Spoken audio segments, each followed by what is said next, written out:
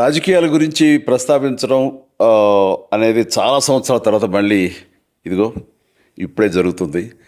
దానికి ప్రధానమైన కారణం తమ్ముడు పవన్ కళ్యాణ్, అలాగే చంద్రబాబు నాయుడు గారు తెలుగుదేశం నుంచి బీజేపీ నాయకత్వం వీళ్ళందరూ ఒక కూటమిగా ఏర్పడ్డారు. అది చాలా సంతోషం, మంచి పరిణామం.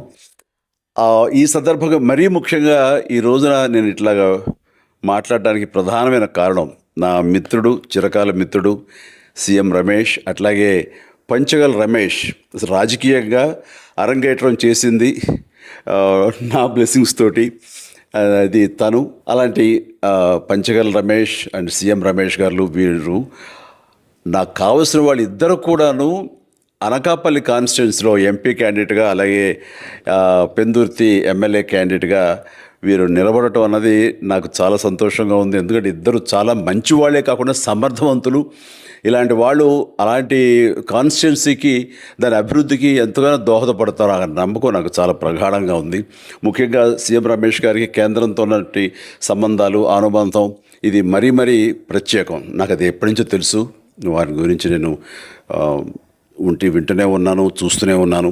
అండ్ ముఖ్యంగా ఆ కాన్స్టిట్యున్సీ, అనకాపల్లి కాన్స్టిట్యున్సీ అభివృద్ధికి ఈయన పరిచయాలు, కేంద్రంతో ఈయనకున్న సత్సంబంధాలు ఎంతో ఉపయోగపడతాయి. తద్వారా రమేష్ అలాగే మిగతా ఎమ్మెల్యేలు అందరూ కూడా ఎవరైతే అభివృద్ధి చేయాలి ఆయా ఎమ్మెల్యే నియోజకవర్గాలు అనుకున్నారో అవన్నీ కూడా సజావుగా సాగిపోతాయి అంటానికి దాని వెనకాల సీఎం గారి కృషి డెఫినెట్గా ఉంటుందంటలో ఎలాంటి సందేహం లేదు. అండ్ వీరి నాయకత్వంలో మిగతా వాళ్ళ ఎమ్మెల్యేలు అందరూ కూడాను కలిసికట్టుగా అనకాపల్లి అభివృద్ధికి ఎంతగానో దోహదపడతారు అండ్ రిజల్ట్ చూపిస్తాడన్న ప్రగాఢ విశ్వాసం ఉంది. కాబట్టి వీళ్ళిద్దరి గురించి ఈరోజు ప్రస్తావిస్తున్నాను. మీ అందరి ఆశీస్సులు వీళ్ళకి ఉంటాయని ప్రగాఢంగా నమ్ముతూ సెలవు తీసుకుంటాను. ప్లీజ్ వారిని గెలిపించండి. అనకాపల్లి నియోజకవర్గం యొక్క అభివృద్ధిని మనందరం చూస్తాం. అంతేకాదు, నాది చాలా పెద్ద కోరిక, ఆంధ్రప్రదేశ్ అభివృద్ధి పథంలో ముందుకు వెళ్ళాలి. దానికి కానీ మీరందరూ నడుము బిగించండి.